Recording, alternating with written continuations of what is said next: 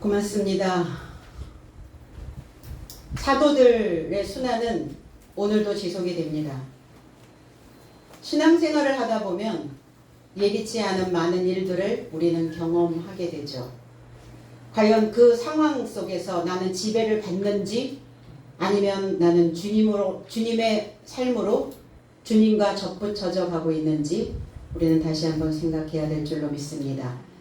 오늘 사내들인 공회의 이 원로들, 장로들, 이 장로들은 주님과 연합되어져야 되는 상황을 벌이고 있죠. 우리가 꿀을 따려면 벌집을 건드려서는 안 되죠. 그런데 벌집을 건드렸단 말이에요. 사도들이 벌집이죠. 일하는 자들의 모습이죠. 그럼 나는 하나님께 일하는 자로 초청을 받았는데 내 안에 있는 생각들을 건드리면 내 안에 들리는 소리로 인하여 꿀을 채집할 수가 없어요. 그러니까 몸의 문제가 아니라 마음의 문제였다는 것을 다시 한번 오늘 사도들의 삶을 통해서 깨달아야 된다는 겁니다. 우리의 신앙은 과연 하나님께 무릎을 꿇고 있는지 아니면 내 안에서 윙윙거리는 그 소리에 복종하고 있는지 오늘 여러분 자신의 상태를 알아보시기를 바랍니다. 24절로 26절 제사장과 성전의 관리자와 대제사장 삶이 이 말을 듣고 저의 삶에 관하여 이 일이 어찌 되었는지 당황해 하더라. 그런데 어떤 이가 다가와 그의 삶에게 보고하여 말하되 보라 오간에 가뒀던 장정 삶이 성전 안에 서서 가르치더라 하니 26절 그때 관리자가 하속삼과 함께 가서 저의 삶을 데려왔으나 강제로 함께 못함은 돌로 칠까 백성 삶을 두려워하더라. 제사장, 성전 맡은 자, 성전 관리인이죠. 목자입니다. 그러면 저와 여러분들은 다 성전 관리인들이라는 거예요. 아, 목사님, 강도사님, 전도사님 빼고 아니면 목사님 빼고 목사님만 아니라 하나님께로부터 내가 초청받고 내가 이 자리에 있다는 것은 다 성전 관리인입니다. 그러면 관리를 소홀히 하면 어떤 상황이 벌어지죠? 그 안에 있는 것을 지켜낼 수가 없어요. 여러분들의 성전을 지키는 관리인입니다. 그러면 내 생각과 마음을 나는 지키고 있는 관리가 되어져 있는가? 아니면 그 관리를 제대로 하지 못하여 내 안에 하나님께가 아닌 나의 사상에 굴복하고 있는가?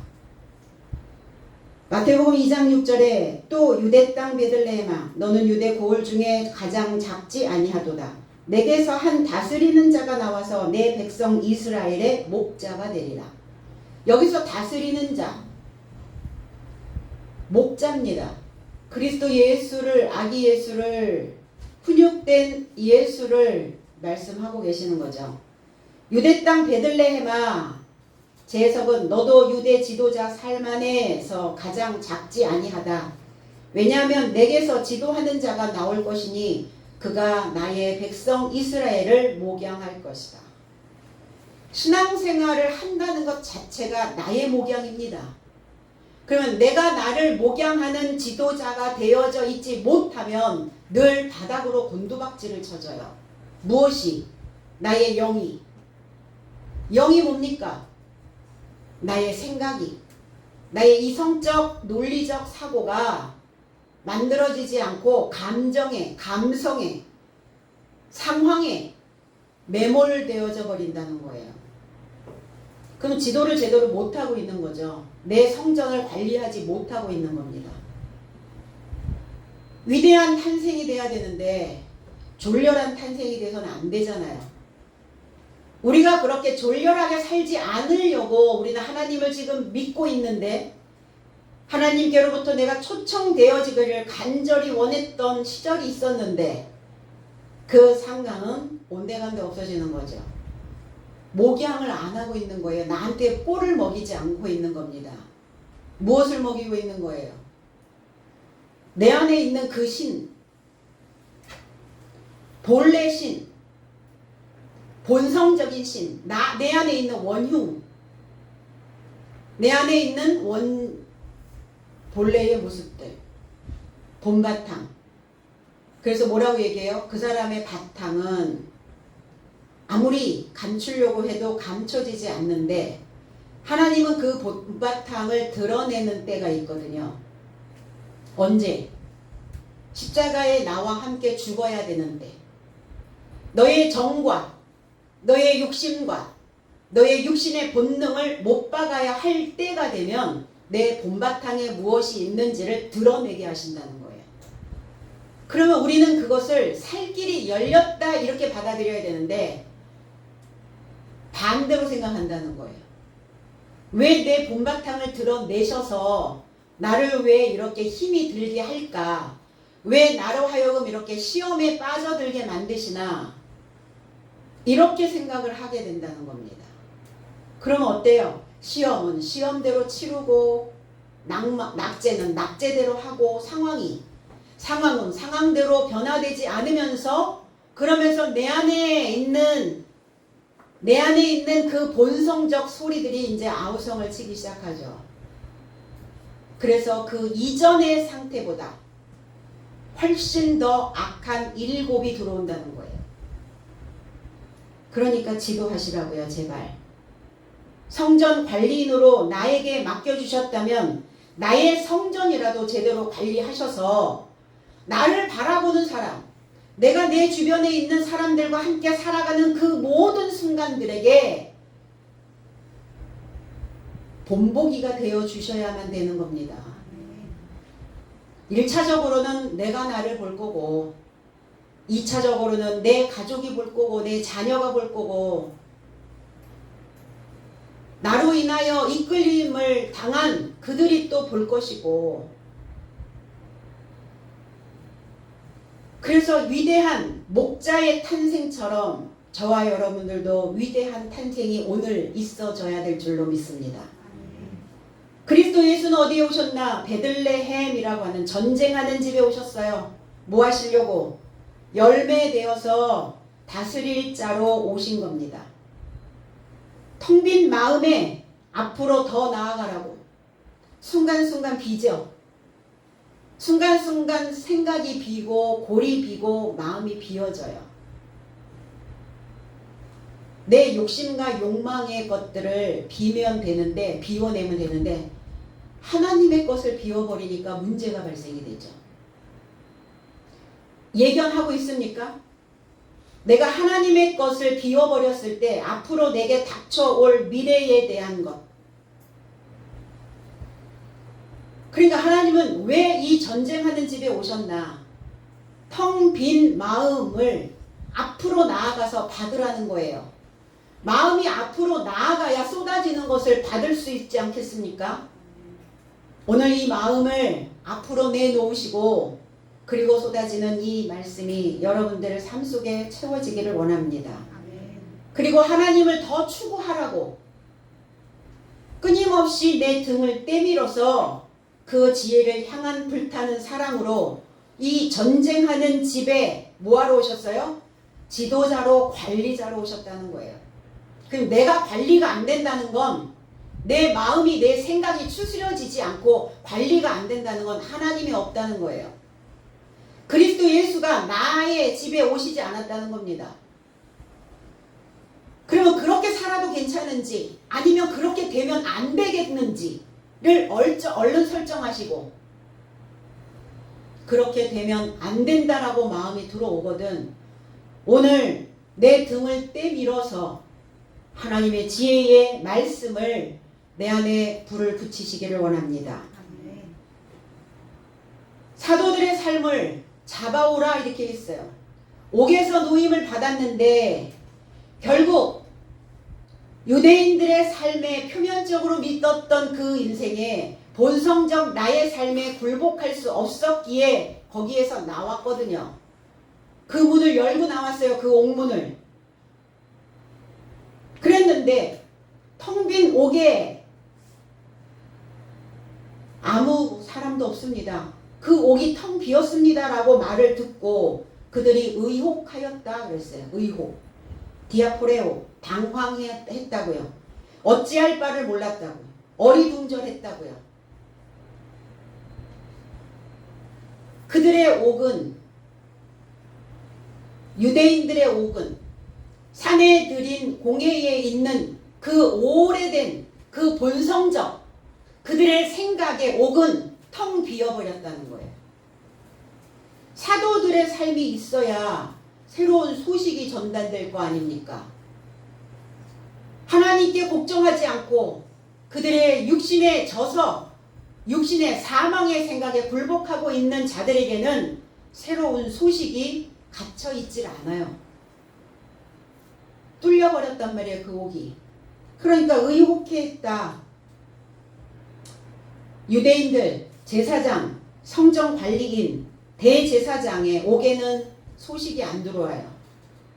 그럼 저와 여러분들이 혹여 산에 들인 공회에 있는 그 원로들이라고 생각해 보세요. 저와 여러분들은 다 옥입니다. 어딘가에 복종해야 되는, 어딘가에 무릎을 꿇어야 되는 필라케라고 하는 옥이에요. 그런데 그 옥에 소식을 전해야 되는 사도의 삶이 없어. 그건 결국 사도적인 삶인 나를 관리하지 못했다는 거예요. 나를 지도하지 못하고 있었다는 겁니다. 그들은 텅 빈 껍질, 그냥 껍질 신앙, 뭘 믿는지도 모르는, 그래서 똑똑한 채 하려고 하는 자들은 항상 충돌이 일어나요. 내 안에 본성과 충돌이 일어난다고요. 그 소식을 거부하고 차단하는 거죠. 그 사도의 삶에, 사도들이 증거하고 있는 그 입술의 말에 진정으로 귀를 기울일 준비가 되어 있는가? 그들은 그렇지 않았다는 거예요. 경청하는 방법을 몰랐던 거예요. 왜? 벌집을 건드려 놨으니 어떻겠어요? 그 윙윙 소리 때문에 관리가 안 됐던 거죠. 잘 관리하셨어야지. 내 속에 벌집 건드리지 않으셨으려면. 그러니까 받아들일 준비가 되어져 있지 않고 배울 준비가 되어져 있지 않는 거예요.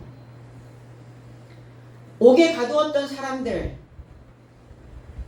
이 옥이라고 하는 이 필라케라고 하는 이 단어에 시족이라는 단어도 있어요. 종족이라는 단어도 있습니다.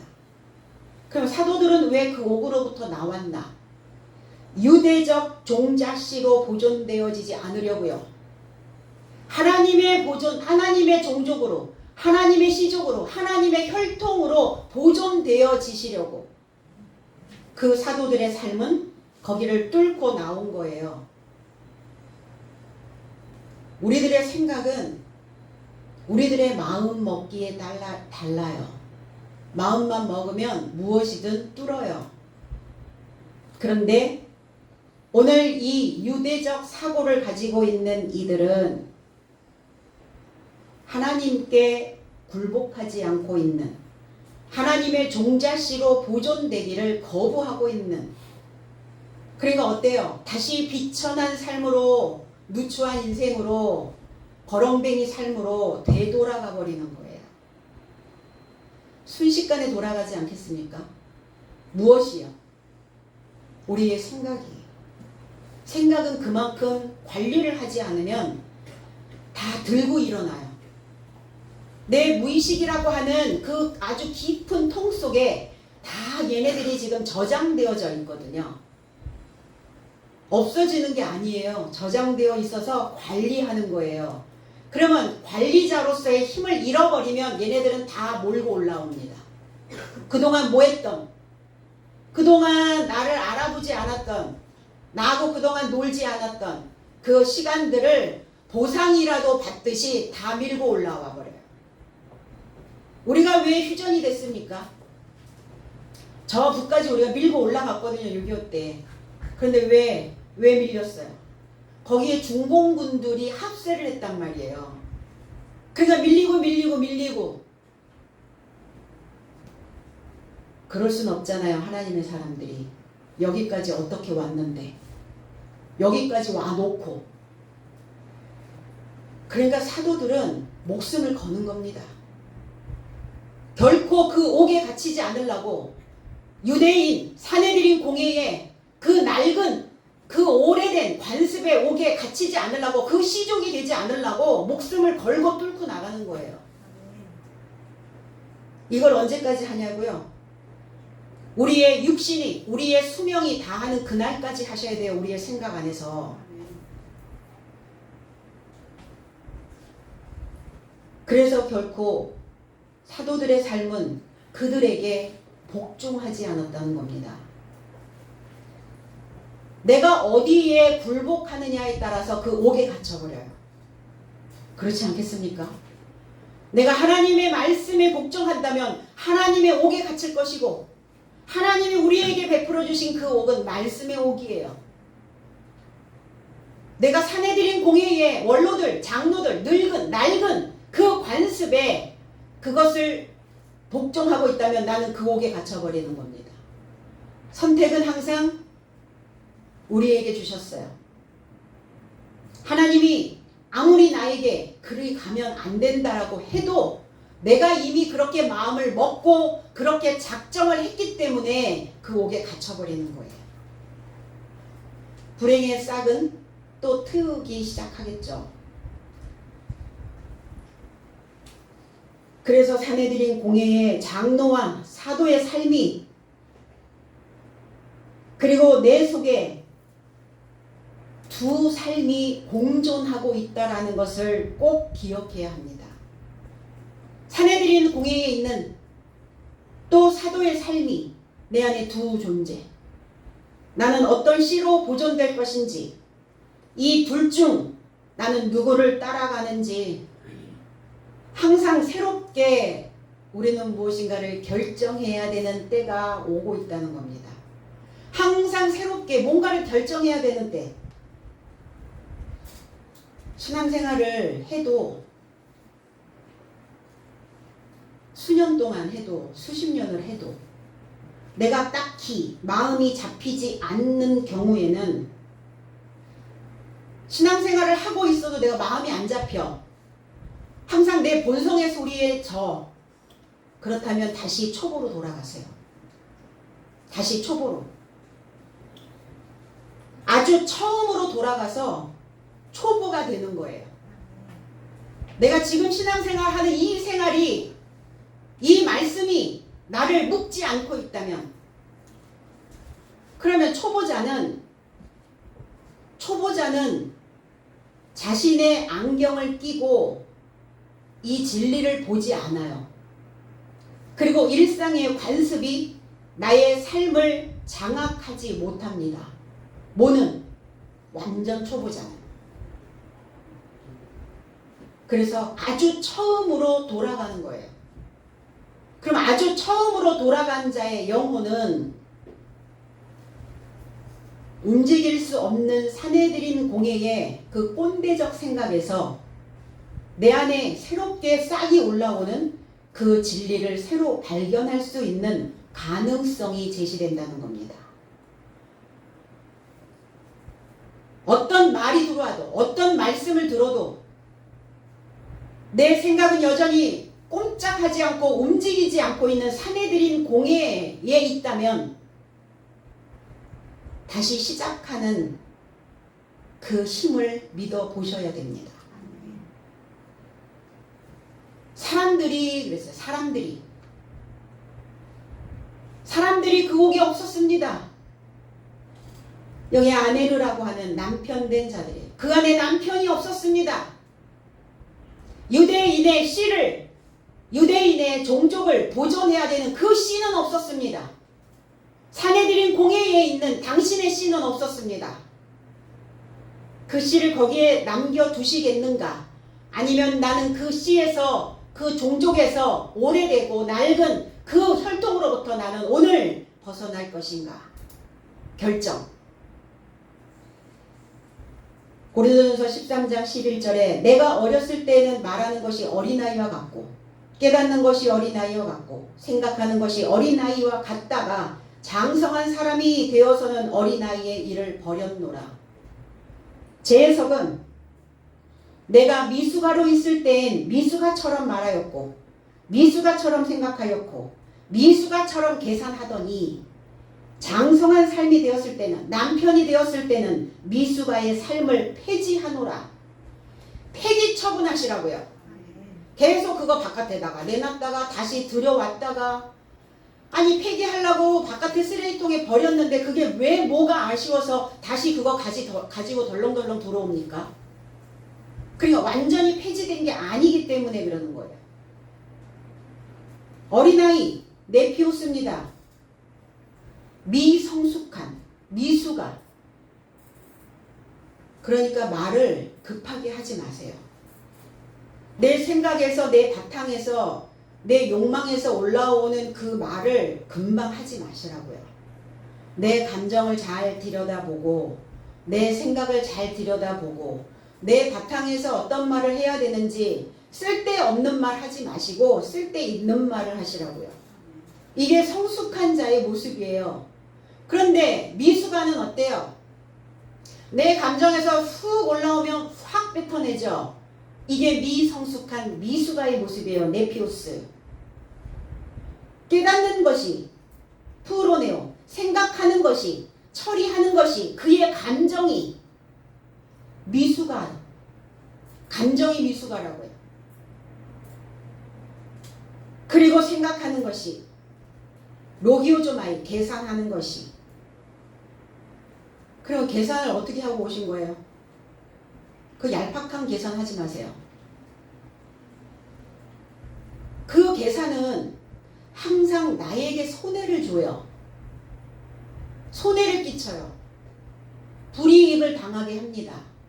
조금만 지나면 조금만 시각을 다른 쪽으로 가면 내 감정을 조금 추스리면 다스릴 수 있으면 야 내가 그 생각을 뱉어냈으면 나한테 참 불이익이었겠다라는 생각을 하게 됩니다. 금방.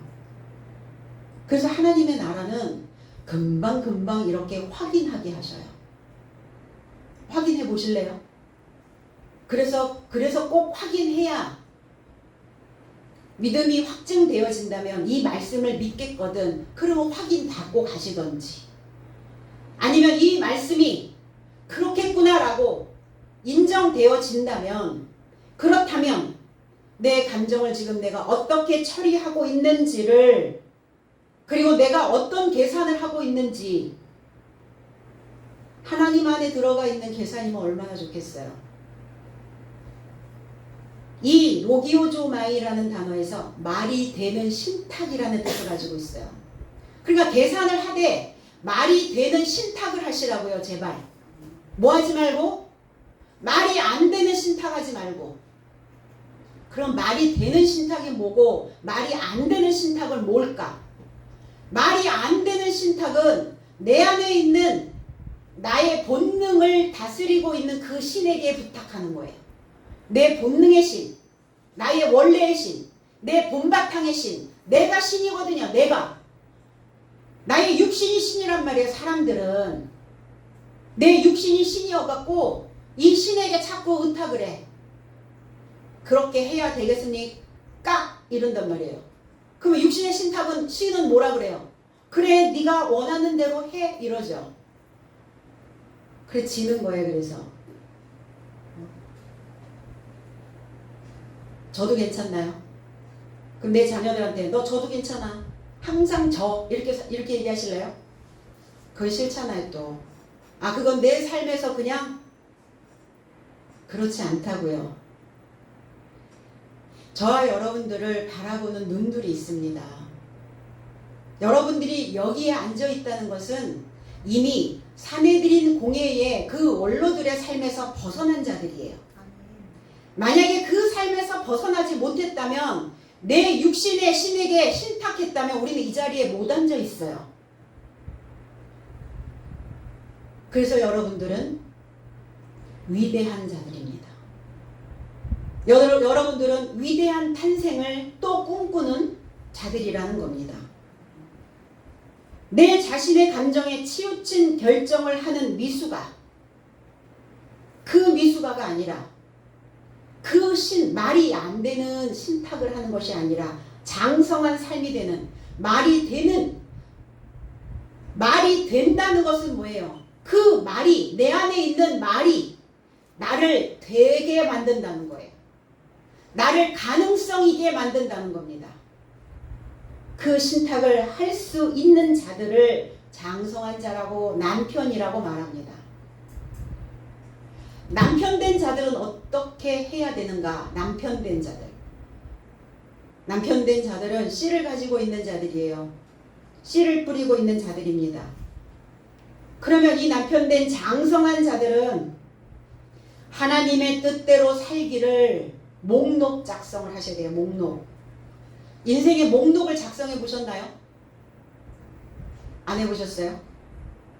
내 인생은 어떠한 목록을 가지고 내 인생을 살아가면서 내 주변의 자녀들이, 내 주변의 제자들이, 내 주변의 이웃이 내가 가지고 있는 목록에서 필요로 하는 것이 있다면 그거를 얼른 줄 수 있어야 된다는 거예요.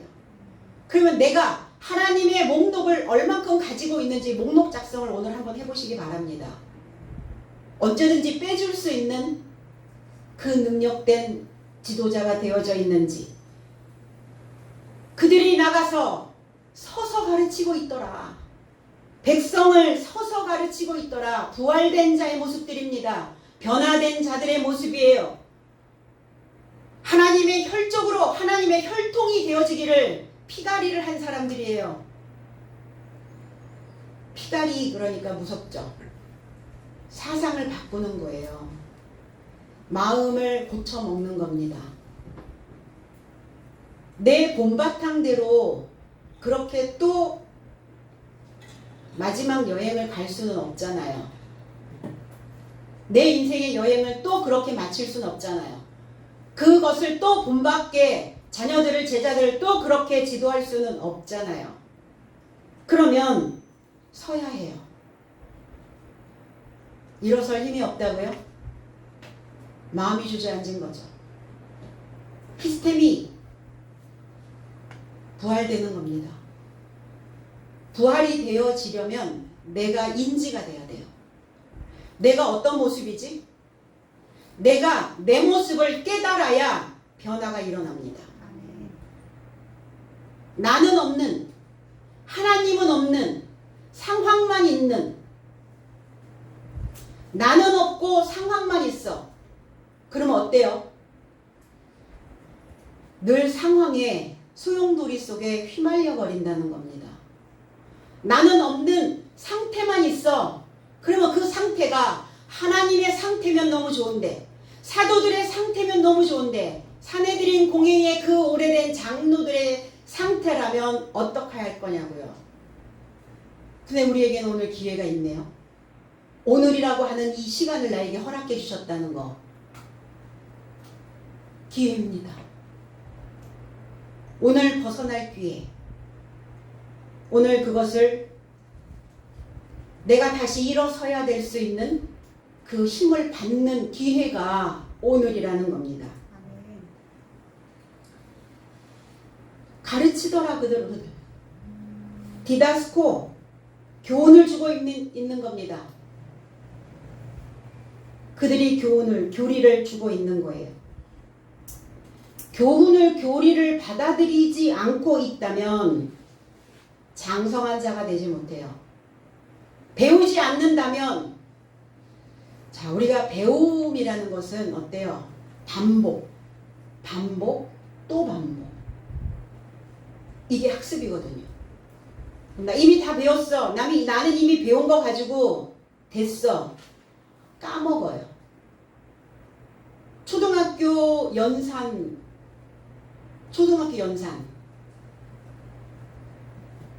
다 까먹었어요. 근데 들으니까 또 새록새록 생각이 나는 거예요. 교육이라는 건 그렇습니다. 그래서 어느 시점까지 갔다가 어느 시점에는 내동댕이 쳤다가 어느 시점에 또 다시 마음에 들면 주워 왔다가 그렇게 하는 게 아니에요. 디다스코, 교훈을 받아들인다는 것. 배운다는 것은.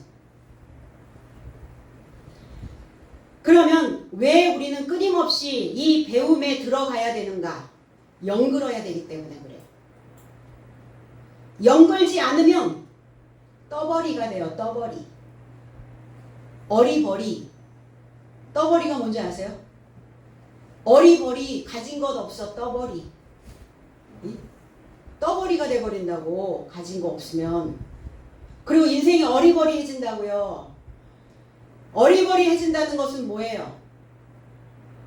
자기를 지도할 수 있는 힘을 상실한 자의 모습이에요.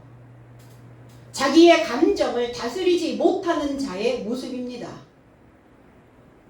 그럼 내 자녀가 어리버리 살다가 인생 그렇게 어리버리 떠버리로 살면 좋겠습니까? 내 제자들이? 그러진 않죠. 그러니까 주님의 교육 방법은 어땠어요? 계속이에요. 계속. 반복, 반복, 또 반복. 어떤 자들을 부르셨나요?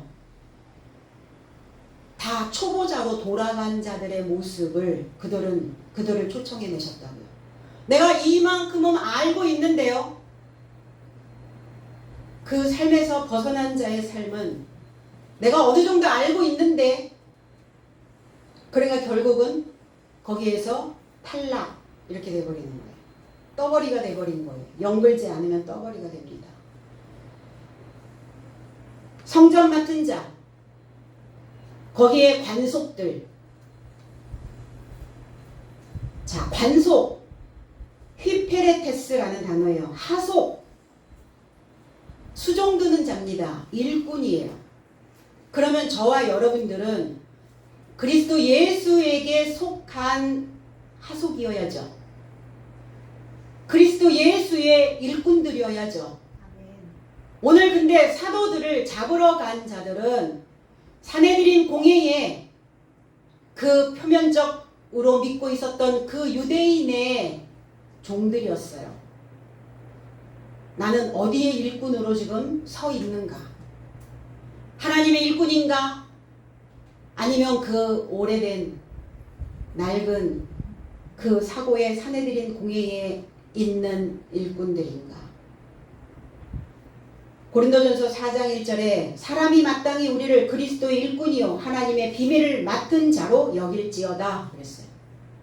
제 해석은 사람은 나의 삶을 그리스도의 하속삼과 하나님의 비밀의 청지기 삶같이 여기라. 내가 그리스도의 일꾼, 그리스도의 하속, 그리스도의 관속이 되어져야 된다고요. 그 자에게 하나님의 비밀을 맡겨주십니다.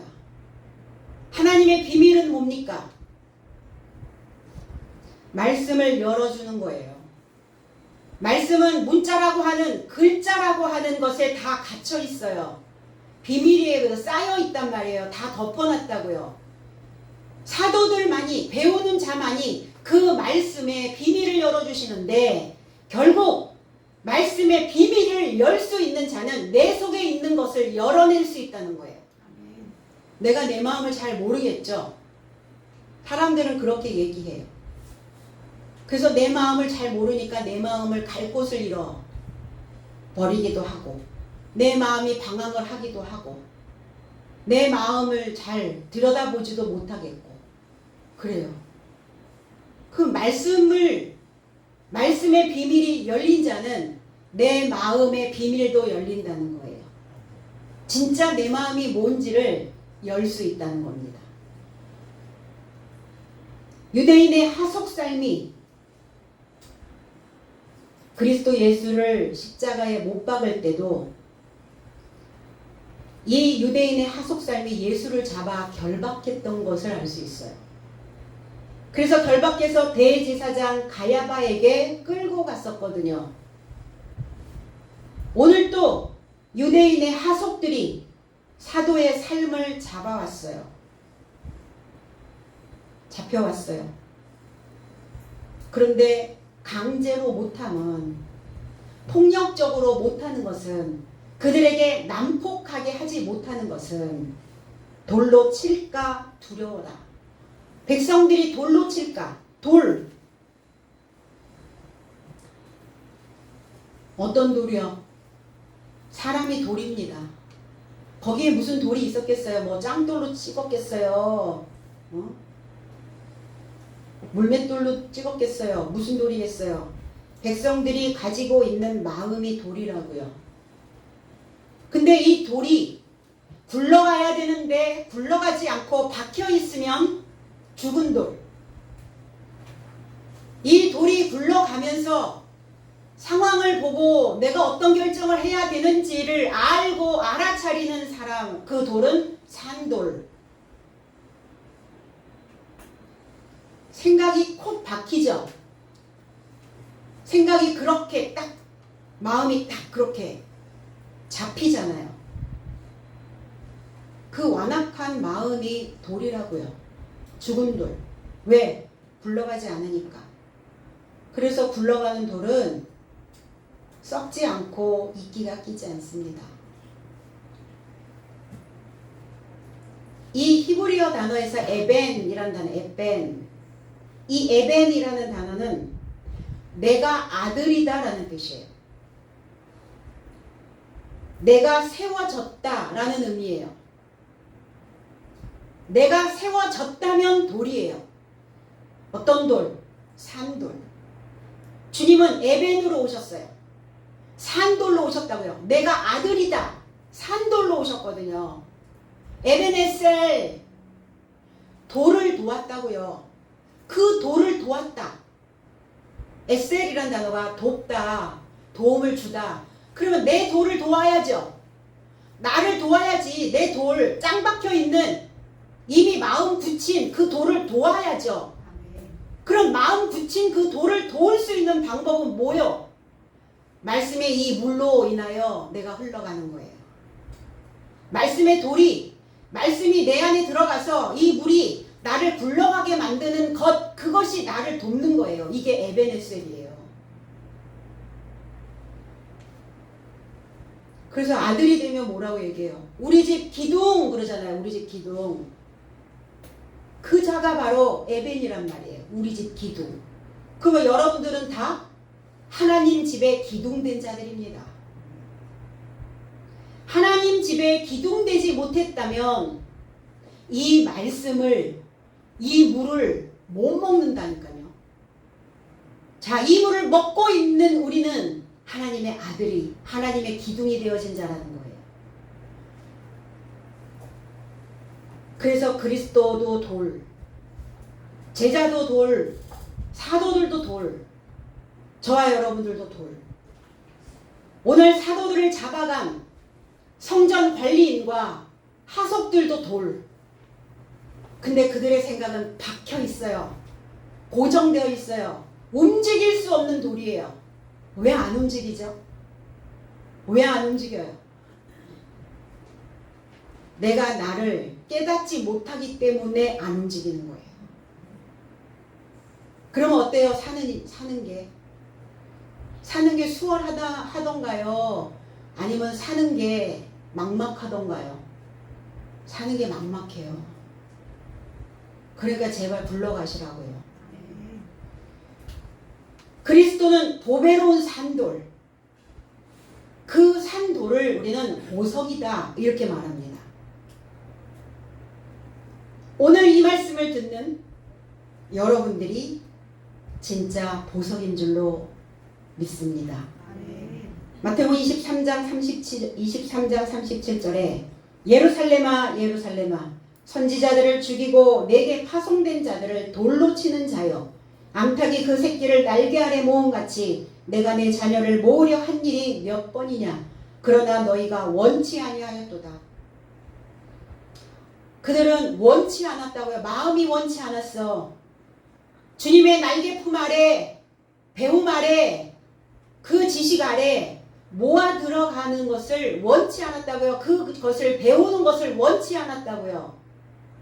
상황적으로 우리가 불리해지면 제일 먼저 뭐를 먼저 버리나요? 뭐를 먼저 포기해요? 하나님을 버리잖아요. 하나님에 대하여 배우는 것을 포기한다고요. 제일 먼저. 그들이 그랬다고요. 돌로 치는 자. 나는 주님을 돌로 친 적이 없다고요. 그게 돌로 치는 자라고요. 그 날개품 아래 하나님의 말씀의 슬하에, 말씀의 그늘에, 말씀의 품 안으로 들어오지 않는 그것 자체가 그리스도 예수를 돌로 치는 자의 모습이란 말이에요. 나는 2000년 전에 없었으니까 나하고는 상관없나요? 그럼 상관없는 이 말씀을 내가 오늘 왜 듣고 있냐고요. 그렇지 않겠습니까? 제 해석은 예루살렘아 예루살렘아 예언자를 죽이고 예루살렘을 향하여 파견된 삶을 돌로 치는 자여, 나는 암탉이 병아리를 날개 아래 끌어모으는 방식으로 내 자녀 삶을 끌어모으려고 몇 번이고 원했으나 너의 삶은 원치 않았다. 나는 늘 기회를 주고 나는 늘 기다리고 나는 늘 몇 번이고 너희들을 원했다. 그런데 죽은 돌은 자신의 모습들을 깨닫지 못하는 거예요. 그러면 죽은 돌로 있고 내 자신의 삶을 깨닫지 못하고 있는 자들은 구원이 없어요. 단언코 구원 없습니다. 없지 않겠어요? 내가 그 죽은 삶에서 건짐을 받는 것, 이것을 구원이라고 말하는데, 내가 짱 박혀 있어, 내 마음이 굳어 있어, 나는 여전히 그 상태야. 그럼 무슨 구원이 있겠어요, 그 인생에게? 교회만 나오면 출석만 하면 구원이라는 거? 거짓말이에요. 가짜 뉴스입니다. 우리는 그 가짜 뉴스가 진짜 뉴스로 얼만큼 많이 동갑을 하는 거 여러분 아시죠? 지금 이 시대에도.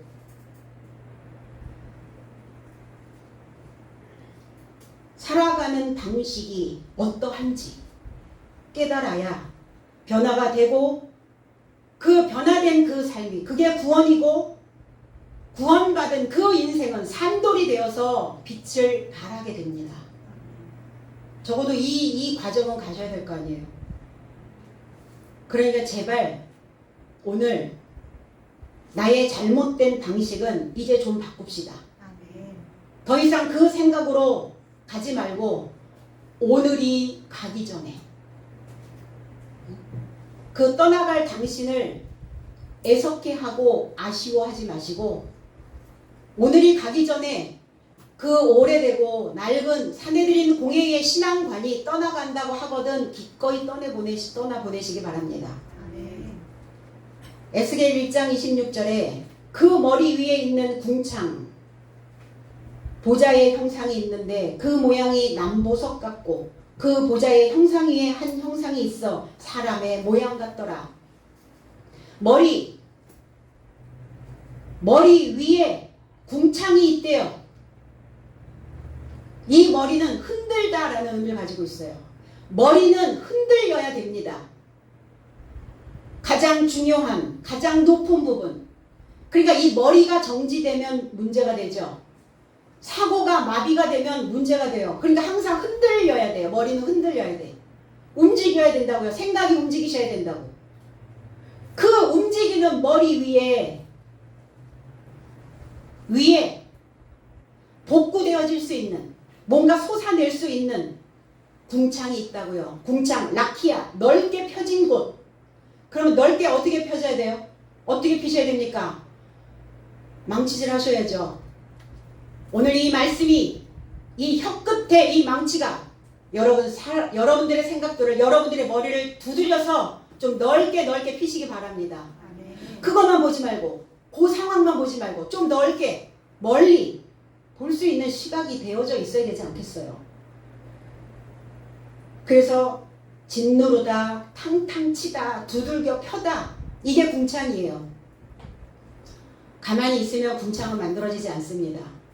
궁창 만드셔야 돼요. 무교전병, 무교병. 이스라엘 백성들이 출애굽을 해서 무교병을 먹였어요. 무교병을 하나님께 드렸어요. 그게 뭡니까? 납작하게 핀 떡이란 말이에요. 어떻게 폈겠어요? 두들겼겠죠. 짓눌렀겠죠. 떡방앗간에 가보셨죠? 떡 어떻게 하던가요? 짓눌러서 만들잖아요. 찰지게 만드시잖아요. 그게 궁창이란 말이에요. 이 머리가 궁창, 넓게 펴져야 집을 지을 수 있어요. 한 평 남짓한 그 땅에는 집을 지을 수가 없네요. 한 평 남짓한 그 땅에는 쓰레기 더미만 쌓일 뿐이에요. 그러니까 오늘 생각들을 좀 두들겨 펴시기 바랍니다. 그 보좌, 오목한 곳. 보좌는 어떤 곳이냐? 꽉 채워진 곳이에요. 보좌가 뻥 뚫린 의자는 없죠. 아, 뻥 뚫린 의자는 있다고요? 목욕 의자? 그 의자 말고요. 하나님의 보좌는 평평한, 그리고 꽉 찬, 어떤 부분 오목한 부분을 꽉 채우다, 이 뜻이에요. 보좌라는 뜻이. 그 머리 위에 궁창의 보좌의 형상이 있는데 꽉 채워진 닮은 꼴 형상, 닮았다.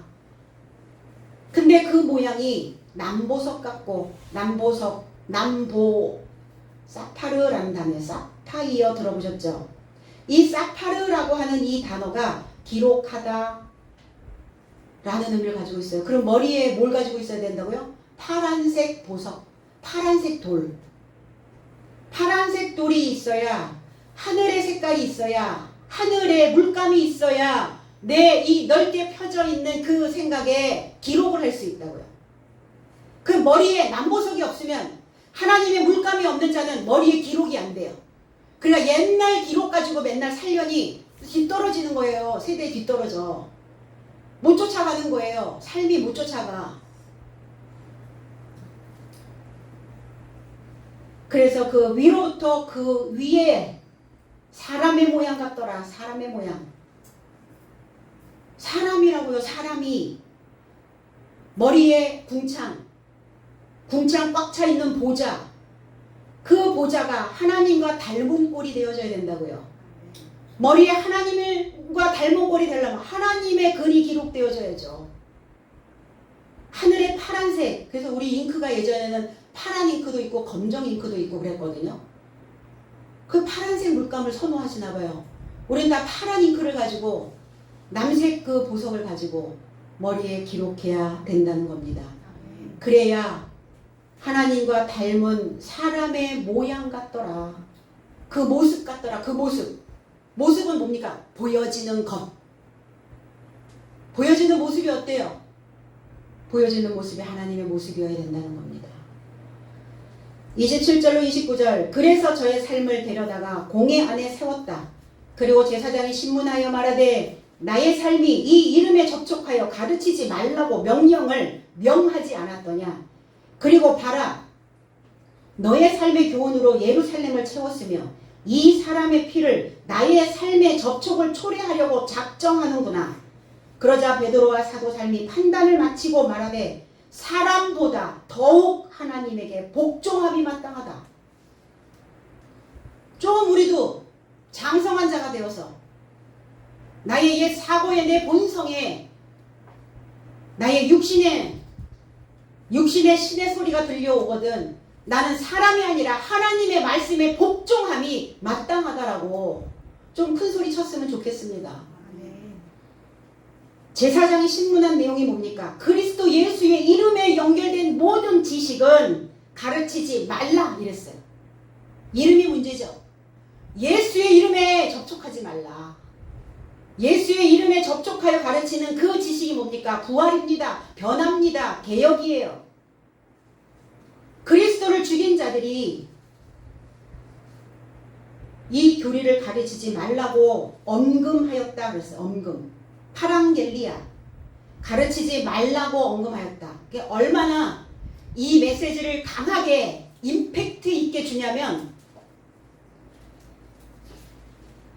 명령한 것을 명했다 그랬어요. 명령이라는 단어가 두 단어가 계속 겹쳐 들어갑니다. 그러니까 가르치지 말라고 명령을 명령했다. 이렇게 얘기합니다. 내가 명령만 한 게 아니라 그 명령을 또 강하게 싸서 더 강한 걸로 만들어서 명령했다. 이렇게 주는 거예요. 그러니까 그거에 한번 띵 맞으면 완전히 문이 부서져 버리는 거예요. 가루가 돼 버리는 거예요. 그런데 사도들은 안 맞죠. 그 뭉친 돌들을, 그 뭉친 철을 안 받아들입니다. 그리스도를 죽인 자들이에요. 백성들에게 이 교리를 가르쳐서 그들이 회개하고 깨닫게 되는 순간 제사장, 대제사장, 성전의 관리인, 유대교에 있는 자들, 사내들인 장로된 삶은 어떤 자들이 됩니까? 살인자가 되잖아요. 주님을 죄 없이 죽인 자. 빌라도는 그랬거든요. 나는 이 피로부터 손을 씻었다 이렇게 얘기했거든요. 그러니까 그렇게 된다면 백성들이 죗값을 물을 것이고, 그렇다면 변명할 거리가 없잖아요. 변명할 거리가 없으면 밀란이 일어날 거란 말이에요. 분명. 어떤 밀란이? 종교 밀란이. 종교 개혁의 밀란이 일어날까 그것이 두려웠고, 그리스도를 못 박았을 때 그들은 이렇게 얘기했어요. 그 피를 우리에게 돌리라. 이렇게 말한 자들이에요. 그런데 지금은 이 피를 나의 삶에 접촉시키려 하는 것이냐. 이 피를, 그리스도의 피를, 그 이름을. 그러면서 그때는 피를 돌리라 해놓고 지금은 일구이연하고 있는 거죠. 그때는 그렇게 떠버려 놓고 책임 회피. 그러니까 그 상황이 일어날 때마다 우리의 감정에서 뭐가 일어나거든요. 그러니까 제발 이렇게 감정적으로 책임지지 못할 그런 일들을 하지 마셔야 된다고요. 이제 그 교훈을, 그 교리를 백성들에게 가르치고 있는 거죠. 마가복음 1장 22절에 뭇사람이 그의 교훈에 놀라니 이는 그 가르치는 것이 권세 있는 자와 같고 서기관과 같지 아니함일러라. 제 해석은 그러자 그의 가르침에 접한 저의 삶이 충격받더니 이는 그가 저의 삶을 가르치시는 것이 권세를 가진 것 같으며 서기관 삶과 같지 않은 것이러라. 주님이 가르치셨을 때 그 교리가, 그 교훈이 놀랍다 그랬어요. 기존에 가르쳤던 그 지식과 기존의 서기관들이 가르쳤던 그 기록했던 그 내용과 같지 않다 이랬어요. 힘이 있는 지식이었다. 충격을 받을 수 있는 지식이다. 뭔가 꽝 부딪힐 수 있는. 주님이 가버나움에 들어가셨을 때 가르치셨던 것들이거든요. 사람들은 왜 이 교훈을 거부하고 있나? 산헤드린 공회에 있는 이 유대인들은 왜 거부하고 있을까요? 왜 대제사장, 제사장, 성전관리, 거기에 하속들 왜 이 교훈을 가르치지 말라고 할까요? 내가 가지고 있었던 그 교리를 폐기 처분해야 되기 때문에, 내가 그동안 신앙생활 잘못했다라는 것을 인정해야 되기 때문에 그게 싫은 거예요. 인정하는 게 그렇게 어렵나요? 그 피를 나에게, 이 사람의 피를 나의 삶의 접촉을 초래하려고 너희가 작정했구나 이렇게 얘기하거든요. 표면적 유대인에 있는 사람들이. 피, 혈이요, 혈.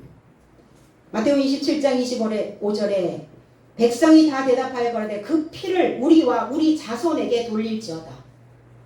그래서 사명권이 있었는데 바라바를 놔줬잖아요. 백성들을 선동해서 여기에 있는 대제사장과 하나님을 믿는다고 말하는 제사장과 서기관과 바리새인과 이 공회에 있는 이 장로들이 백성들을 선동해서 바라바를 놓아주라고 해라 이렇게 선동시킨 거예요. 그래서 거기에 있었던 백성들은 다 바라바를 놓아주라 말했거든요. 결국 주님을 십자가에 못 박았잖아요. 그리고 백성 모두가 답변하여 그의 피가 나의 삶을 접하고 나의 자손 삶을 접할 것이라 언급하였다. 그랬잖아요. 그 피를 다 나와 우리의 자손에게 접촉시켜라 이렇게 해놓고 지금은 그 피를, 이 사람의 피를 나에게 접촉시키려고 네가 작정했구나. 말이 다르잖아요. 말이 다르단 말이에요. 바라바라는 의미는 거만하게 부풀다 이런 의미예요. 이 바라바는 아빠의 아들이라는 뜻이에요. 그러면 그 아빠가 누구냐? 아하수에로의 환관이었어요. 넷이. 그 아버지가 넷이었다고요. 아하수에로라고 하는 이 왕은 허위, 허풍, 위선, 과시, 이거의 대명사. 에스더를 선택해서 왕으로 삼은 자이기도 합니다. 에스더. 유대인들을 학살하려고 모의를 하던 중에 에스더에게 들키죠. 그러니까 삼촌 모르드게와 함께 이게 결탁을 해서 결국은 유대인들을 살려내는 에스더 여왕이 있었어요. 부풀어 올랐단 말이에요. 거품 빼셔야죠. 응? 과시하고 허풍 떨고 가진 척하고 배운 척하고 있는 척하고 다 된 척하고 아하수에로 왕. 이 피라는 단어는 담이란 단어예요. 아담 할 때 담이란 단어 피. 이 담은 깊은 물이라는 뜻이에요. 저와 여러분들이 깊은 물을 가지고 있으면 내 안에 피를 맑게 해요. 깊은 사고가 하나님의 피를 수혈받을 수 있는 상황으로 만들어낸다는 겁니다. 요엘서 3장 19절 그러나 애국은 황무지가 되겠고 에돔은 황무한 들이 되리니 이는 그들이 유다 자손에게 포악을 행하여 무죄한 피를 그 땅에 흘렸음이니라. 그리스도 예수를 못 박은 그 말씀이 이미 요엘 선지자가 예언하여 놓았어요. 에돔이 누굽니까? 헤롯이잖아요. 헤롯. 그들이 황무한 들, 그 유다 자손에게 결국은 포악을 십자가에 못 박는 그 일을 행했다는 겁니다. 29절 베드로와 사도의 삶은 논리를 써서 연설을 합니다. 논리를 써서 말합니다. 사람보다 더 최고의 수준인 내 생각보다 하나님의 생각이 더 우선인 그 하나님에게 복종함이 그 하나님에게 설득되는 것이 마땅하다. 오늘 이 하나님의 말씀에 설득되는 여러분 되시기 원합니다. 그게 설득되었다면 나는 하나님께 복종하는 자가 되는 거예요.